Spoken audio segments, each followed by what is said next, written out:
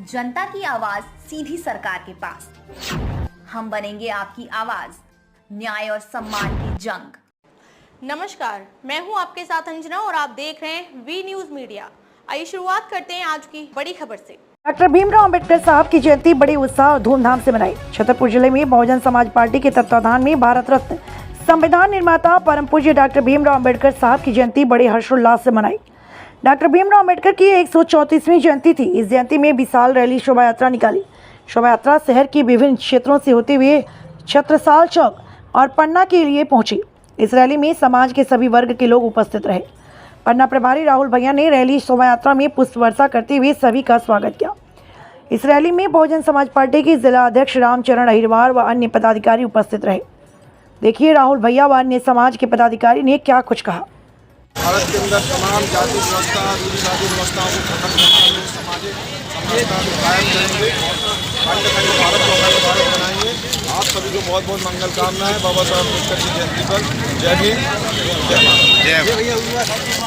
उनकी पुस्तकों का उनके साथ में जो सहयोग था उससे उन्होंने ये संदेश देने का प्रयास किया कि हम जितने ज़्यादा से ज़्यादा शिक्षित हो सकें, संगठित रहें और संघर्ष करें और संपूर्ण देश के अंदर सबको समतामूलक विचारधारा का, भाव का संदेश देने का काम करें। ये बाबा साहेब डॉक्टर अम्बेडकर ने किया और उसी को हम समस्त लोग उत्सव के रूप में पूरे विश्व में सबसे ज़्यादा संख्या में बाबा साहेब डॉक्टर अम्बेडकर की जयंती मनाने का काम करते हैं। तो वो यहाँ छतरपुर में भी आपको देखने को मिला होगा। छतरपुर जिला के युवाओं के लिए आपका क्या संदेश है? देखिए, युवा हमारा ऐसा है कि जिस देश में और जिस जगह पे, जिस क्षेत्र में युवाओं का उत्साह सही मार्ग में चलता है तो वहाँ निश्चित तौर पर परिवर्तन होता है। तो मैं ये मान के चलता हूँ कि युवा ही है जो एक नेतृत्व को उभारता है और एक नेतृत्व को पैदा करके उसको सत्ता के संगठन पर लेकर के जाता है। तो युवाओं से केवल इतना है कि वो बेफिजूल की जो इस समय माहौल बना हुआ है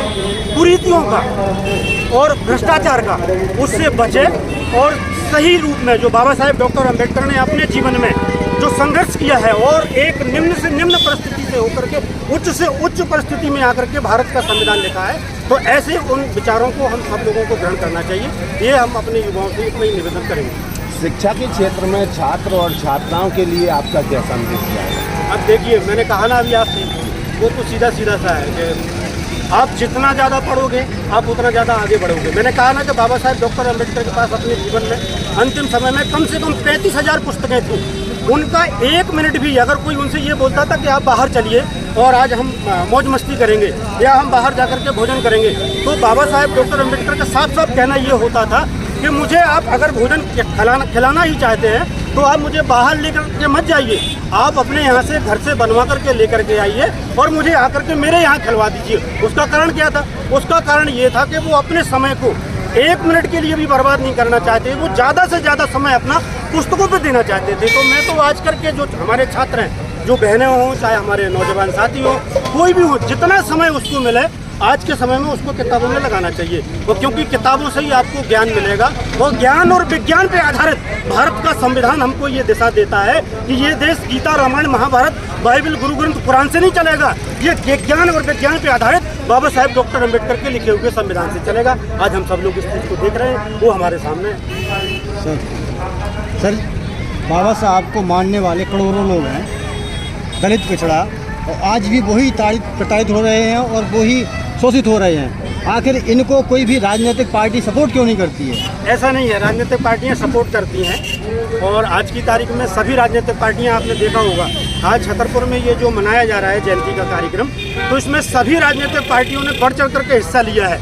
अब महत्वपूर्ण ये हो जाता है कि कौन सी राजनीतिक पार्टी और कौन सी राजनीतिक पार्टी में लीड करने वाले लोग हैं जो इनके मुद्दों को उठा करके इनकी रक्षा कर सकते हो।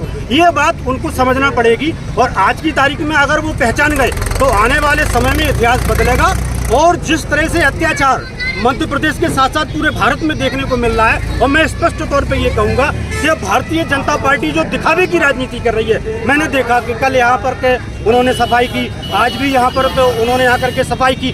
जिनके मन गंदे हो, समझना आप, तो जमीन पे झाड़ू लगाने से आप क्या कर लोगे? उनके एक बड़े नेता हैं जो केंद्र में मंत्री हैं, उन्होंने कुछ समय पहले बाबा साहेब डॉक्टर अंबेडकर का अपमान किया था और फैशन करके मुझे बताइए कितने भारतीय जनता पार्टी के कार्यकर्ताओं ने, जो उसमें कुछ हमारे लोग भी हैं, उनने आकर के क्या माफ़ी मांगी? और माफ़ी मैं समझता हूँ कि बाबा साहेब का अपमान करने से, वो माफ़ी देने से यह एक अपराध है और इसके लिए कहीं ना कहीं बाबा साहेब ने संविधान में सबको दंड का प्रावधान किया है। तो वो दंड के आने वाले समय में मैं समझता हूँ कि जब भी सत्ता में परिवर्तन होगा तो ये परिणाम लोगों को देखने को मिलेंगे। ये मैं इतना आप लोगों को आश्वासन देता हूं। सर जी, आपकी बात सही है, लेकिन जब आप बोले सभी राजनीतिक पार्टियां बिना बाबा साहब के कार्यक्रम नहीं कर पाती हैं, लेकिन अगर दलित पे किसी पे कोई घटना होती है तो वही राजनीतिक पार्टियां कहाँ छिप जाती हैं फिर? ये बात सही है। ये बड़े अफसोस की बात है कि राजनीतिक पार्टियां उनका खुल करके विरोध नहीं करती हैं और मुझे ऐसा लगता है कि इसका खुल करके विरोध होना चाहिए।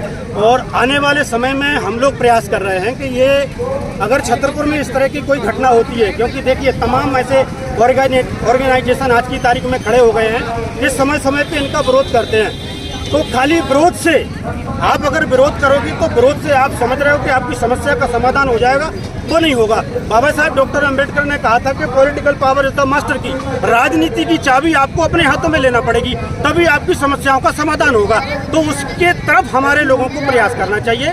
जितने भी हमारे दलित, वंचित, पिछड़े जो हमारे साथी हैं, मैं सबसे आह्वान करूंगा और निवेदन करूंगा कि आने वाले समय में छतरपुर में अगर वो मजबूती से हम लोगों का कंधे से कंधे मिलाकर के साथ देते हैं तो हम यहाँ परिवर्तन अवश्य करेंगे। छतरपुर में दलित समाज पर आए दिन घटनाएं हो रही हैं, आए दिन रिपोर्टें लिखी जाती हैं थानों में, फिर भी कार्रवाई नहीं होती। तो ये दलित समाज इतना एकत्रित होकर के उस पर कार्रवाई क्यों नहीं कराता है? इसका कारण ये है कि अभी एकजुटता दिख नहीं रही है और आने वाले समय में हम लोग प्रयास इसी के लिए कर रहे हैं। जैसे मैं आज की तारीख में कांग्रेस पार्टी में हूँ, तो हम कांग्रेस पार्टी में भी हमारे जो साथी हैं संबंधित जिले के और हमारे जो प्रदेश के, मैं उनके कान में ये बात डाल चुका हूँ कि हम संपूर्ण जिले के साथ साथ जहाँ जहाँ भी हमारे पास में प्रभार है, हम वहाँ आने वाले समय में संगठन को मजबूत करके बड़ी ताकत के साथ में आंदोलन करेंगे और पुलिस और प्रशासन को और जो जिले के जो प्रशासन है इनको आगाह करेंगे कि अगर आपने दलितों के ऊपर, पिछड़ों के ऊपर और वंचितों के ऊपर अगर अत्याचार बंद नहीं करे तो हम आंदोलन को उग्र से उग्र करने का काम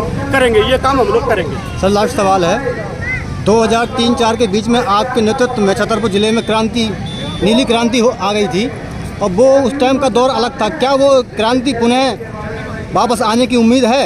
उससे भयंकर आएगी और परिवर्तन होगा। और इस बार परिवर्तन ऐसा होगा कि आने वाले कई समय तक अब उसको कोई बदल नहीं पाएगा। इस पे बुंदेलखंड पे मैं पूरे भारत के साथ साथ में इस बात को मैं कहना चाहता हूँ और ईमानदारी से अगर आप लोग दिखाएंगे तो इतिहास बनेगा। बुंदेलखंड की धरती संपूर्ण भारत के लिए ये संदेश देने का काम करेगी कि असली योद्धा और वीर और बहादुर अगर कहीं पे हैं बाबा साहेब डॉक्टर अंबेडकर के चाहने वाले, तो वो बुंदेलखंड की धरती पे, और यहाँ से ही आगाज होगा भारत की क्रांति के लिए। हम लोग नीली आज भीमराव अम्बेडकर जी की 134वीं जयंती मनाई जा रही है, उस संबंध में आप क्या कहना चाहते हैं? सबसे पहले तो सभी को बहुत बहुत बधाई हो और हमारे जिले के परिषद जी महोदय के निर्देश पर लगातार साइबर सर्चिंग पार्टी वहाँ कर रही हैं। फिक्स पॉइंट लगाए गए हैं, CCTV कैमरे, ड्रोन कैमरे और वीडियोग्राफी के माध्यम से। मेरे सभी से अनुरोध यही है कि बाबा साहब के आदर्शों पर चलें, उनके द्वारा बनाए हुए जो नियम है, संविधान है, उसका पालन करें और अपने देश की तरक्की में सहयोग करें। जैसे हमारे छतरपुर कोतवाली एक राष्ट्रीय